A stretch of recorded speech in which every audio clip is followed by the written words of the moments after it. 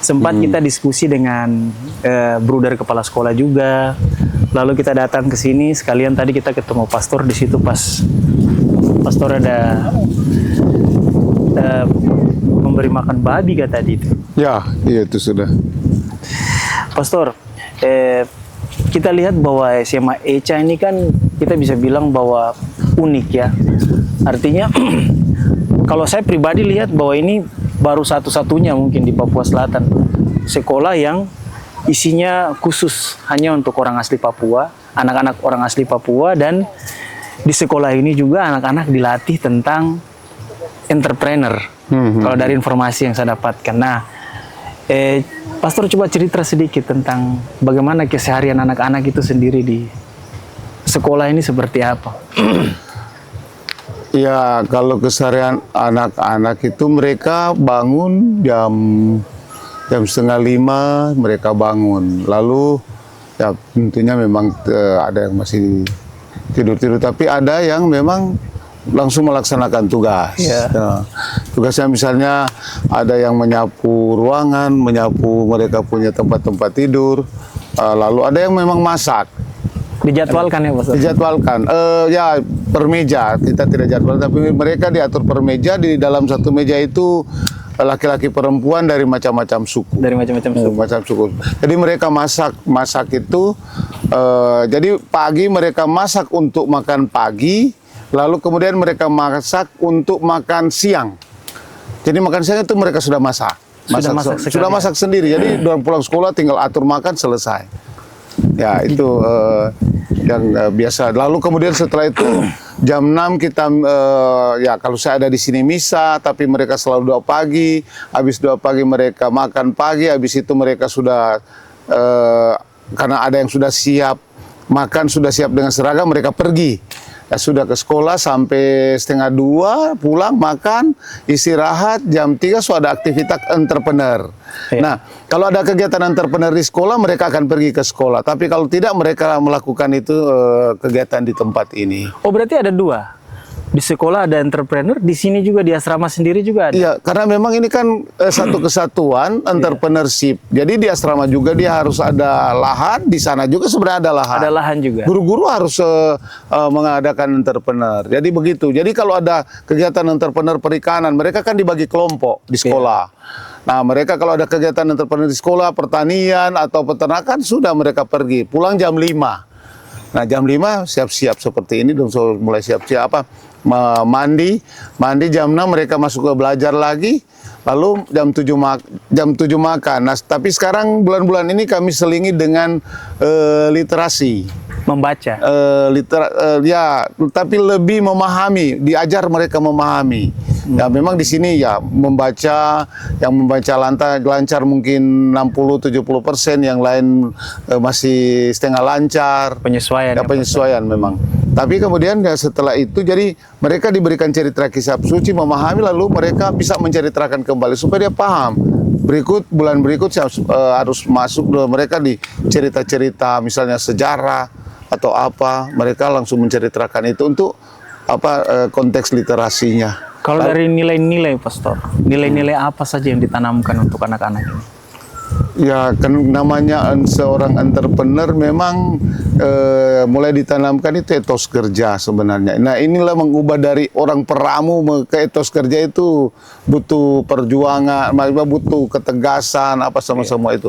Itu yang paling utama. Seorang entrepreneur kan harus etos kerja, dan mulai dilatih bahwa mulai ditanamkan dalam diri mereka bahwa bekerja itu bukan mencari uang, tapi menciptakan uang. Ketika kamu buat bedeng, ketika kita menanam sayur, itu berarti kamu sementara menciptakan uang. Siapa yang banyak buat bedeng, tanam banyak, dia yang akan mendapatkan hasil. Ya, mendapatkan hasil. Karena hasil mereka dibeli oleh asrama dan mereka makan kembali.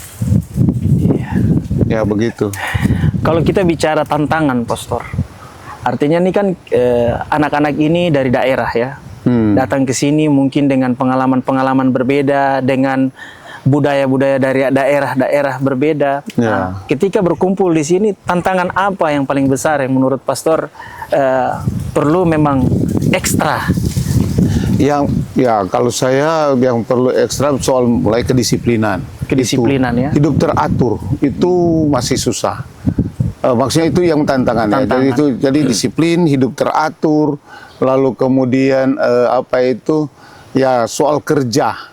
Memang ada seperti dari Muyu, kayaknya mereka sudah terbiasa, Kimam sudah terbiasa, daerah-daerah Merauke sudah terbiasa berkebun. Tapi yang misalnya Asmat, Mapi, itu kan daerah-daerah rawa. Oh. Jadi itu agak susah. Ya Kimam daerah rawa, tapi mereka punya satu budaya bertani yang kuat mereka. Jadi memang itu pertama itu ya mengubah mereka sikap-sikap mereka itu budaya kerja. Ini budaya kerja. Lalu yang kedua, yang berikut itu individualisme, individual, bukan egoisme ya, individual. Individual. Karena mereka terdidik di individual. Nah, bagaimana sekarang mereka bisa bekerja kelompok? Iya. Maka serba di sini itu serba kelompok, bekerja kebun itu serba kelompok, masak itu kelompok.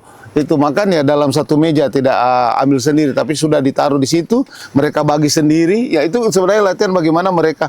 Dan yang menarik adalah harus sama, tidak boleh beda. Kau lapar kah, kenyang, harus porsinya mereka bagi sama. Porsinya sama.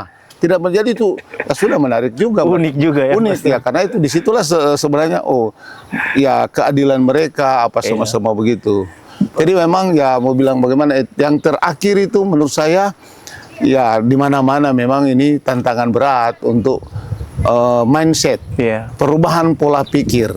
Nah dari dia peramu, dari ya, bukan soal juga peramu, dari kampung masuk ke sini katakanlah kota. Nah, itu menjadi tantangan menurut saya yang paling utama itu. Seandainya dia merubah, dia punya mindset pola pikir tersentuh berubah duluan, dia akan lebih berkembang. Nah, artinya untuk merubah mindset itu kan pasti anak itu akan dia mengalami sesuatu yang disebut mungkin tidak nyaman, Pastor. Ya. Nah, apa kiat-kiat khusus dari Pastor atau mungkin dari asrama sini untuk menciptakan rasa aman, rasa nyaman kepada anak itu agar dia tetap mau ikut terlibat dengan proses yang ada di sini? Ya, bicara banyak.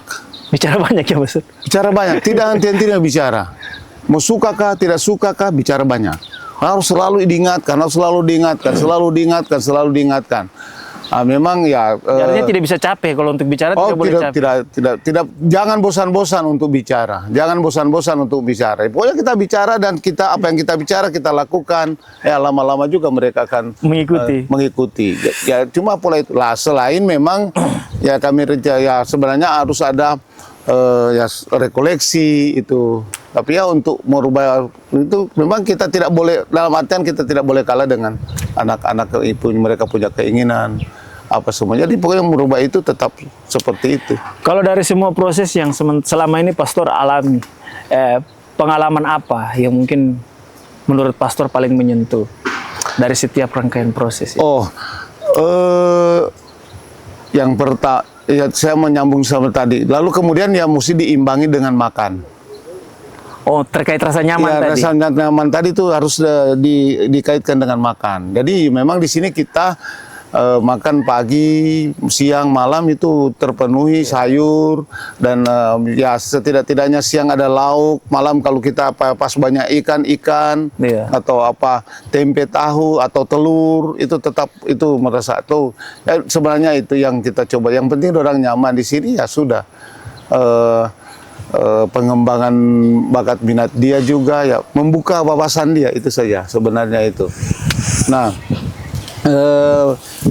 yang bagi saya ya yang paling menarik bagi saya ya seperti kalau mereka ada perubahan dalam perilaku misalnya menanam. Nah menanam mereka sudah mulai berubah seperti itu. Nah yang paling bagi saya yang paling maju adalah perempuan. Ini kan yang di belakang itu kan perempuan punya. Tadi yang sempat saya wawancara juga di belakang, rupanya perempuan paling banyak. Ini sampai sana perempuan. Laki-laki itu tidak tahu bagaimana. Makanya dorang itu bikin sana yang sementara dorang kerja itu, dong tanam itu di sebelah sana, sebelah ruang makan itu mereka bikin. Jadi ya kita selalu melihat apa yang baik. Misalnya sekarang mereka membuat bedeng yang berarti ada perubahan. Mereka ketika dikasih tahu ada perubahan. Untuk bedeng ini perempuan juga bikin sendiri? Bikin sendiri. Dan memang terpisah ya kebun laki-laki dengan kebun perempuan. Jadi ini menarik sebenarnya. Ini di tempat ini kita baru 3 tahun, dulu di sebelah di sekolah. Iya. Nah, menariknya adalah waktu di depan sini, di depan itu kita di depan, kita sementara kerja ini, tapi campur. Iya. Nah, menurut saya tidak kelihatan ini, tapi satu saat saya lihat, ini apakah benar ini laki-laki yang kerja atau perempuan yang kerja? Saya kasih pisah. Nah, itu baru kelihatan. Oh ternyata perempuan lebih maju daripada laki-laki. Itu saya mulai kasih, ya sudah, tantang dorang ini laki-laki ini ditantang supaya mereka bisa mulai. Nah, ya karena begini ya, karena entrepreneur, jadi kita coba apa yang mereka tanam kita beli. Jadi itu mesti ada timbal balik supaya bisnis dia terjadi di ya situ. itu sebenarnya itu. Oh, kalau saya kerja ini berarti saya jual, ya, berarti saya dapat uang. Ya, oh, ya. inilah yang namanya menciptakan uang. Ya. Sebenarnya itu yang dilakukan di. Jadi proses entrepreneur itu dia hidup ya. Ya, di antara begitu. Pastor, kenapa menurut Pastor itu anak Papua itu harus belajar kewirausahaan entrepreneur? Jadi sebenarnya agak jauh ini sebenarnya, tapi ini refleksi kami para MSC. Iya. Nah, melihat kondisi sebelum mulai pemekaran dan mulai pertama itu ada kekurangan toko-toko. Dan minta maaf juga ekonomi. Belum ada anak Papua yang menguasai ekonomi. Pasar itu bukan dikuasai oleh anak-anak Papua. Iya. Nah, disitulah titik kami. Walaupun kami ada 3 sekolah di Tanah Merah, Dasmak, ada Santo Yosep yang kemudian dua Tanah Merah, dan ini kemudian ya dipikirkan supaya ada satu sekolah yang khusus anak Papua yang kemudian adalah punya jiwa entrepreneur. Jadi jiwa entrepreneur bukan soal dia lulus di sini buka warung, bukan. Jadi tapi dia punya jiwa daya juang yang kuat supaya ada tantangan dia bisa Jadi lewati. secara mental dan daya berpikirnya sudah terbentuk. Terbentuk itu. Ya. Kalau untuk proses membangkitkan mereka punya kepercayaan diri sendiri itu bagaimana, Pastor? Dalam mengikuti entrepreneur ini?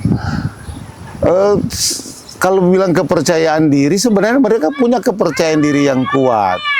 Bahkan kadang-kadang over confidence. Tapi, nah situ kita mesti terabak dengan realita, kenyataan. Bahwa, ya kalau kamu di sini, saya bilang ya, kalau kamu tidak tanam sayur, ya kita tidak makan sayur. Begitu, jadi dengan realita begitu. Akhirnya ya sudah, kalau begitu tanam sayur. Kalau sekarang mau dikatakan kelebihan, yaitu berarti kita bisa jual di luar. Begitu. Jadi kita juga menerangkan, membuka wawasan mereka supaya bisa terbuka dong punya pikiran. Selama ini, Pastor, kalau dukungan pemerintah terhadap aktivitas persekolahan maupun asrama pembinaan siswa ini bagaimana, Pastor? Jadi kami begini, selain kami secara internal mengawali, lalu kemudian kami dapat bantuan operasional asrama. Yang dari kabupaten. Dari pemerintah kabupaten. Kabupaten, ya dari kabupaten dapat itu. Memang untuk bangunan baru ada perencanaan kah? Nah, selain dana bos, ya sekolah dana bos, kalau kami di asrama itu asrama. Ya, ada bantuan asrama yang selalu kami bisa laporkan ke tempat-tempat, ya maksudnya ke dinas. Itu. Selain ada donatur juga dari kami, ya sudah. Jadi itu saya memang, ya ke depan memang ya kita sebenarnya berusaha ini. Sebenarnya target kami itu harus 250 anak. Dalam kompleks ini. Dalam kompleks. Saat ini sudah berapa anak? Baru ya ini kan paling-paling dia hanya mencapai kapasitas 2 asrama ini kan baru 128. Tapi kadang-kadang dia melebihi 140. Misalnya sekarang kalau penerimaan ini lagi 100, misalnya kita dorang ambil 70. Yeah. Berarti kan sekarang 50, berarti kan sudah 135 lebih sebenarnya. Belum, makanya memang kita kalau ada 2 lokal yang sama bisa dapat ya 250 lah. gitu. Dan memang kita masih pakai seleksi alam, itu yang bikin ya. Seperti bagaimana itu, Pastor? Jadi kadang-kadang itu ya sorry itu lupa saya. Sebenarnya bukan tantangan dari, ya boleh kan bilang tantangan dari kita, tapi juga dari mereka. Ya keterikatan dengan kampung itu sangat kuat. Jadi kadang-kadang mereka pulang, tidak pulang. Misalnya pulang Natal tidak pulang lagi, ya sudah kita berjalan saja. Oh, jadi memang diizinkan untuk pulang berlibur Natal ya? Ya, Natal dan Agustus sudah mereka boleh pulang. Boleh pulang. Jadi 6 bulan baru. 1 tahun 2 kali. Tapi ada juga yang mau tinggal, tidak mau pulang. Karena apalagi ini orang lihat ini banyak sayur, ya sudah. Lebih baik dia mengumpulkan uang katanya. Ya silakan. Ada banyak. Artinya pikiran-pikiran baik sudah mulai terbangun. Jadi kan ada 1-2 yang ada 1-2 yang punya pikiran begitu, ya sudah. Kita sangat hargai.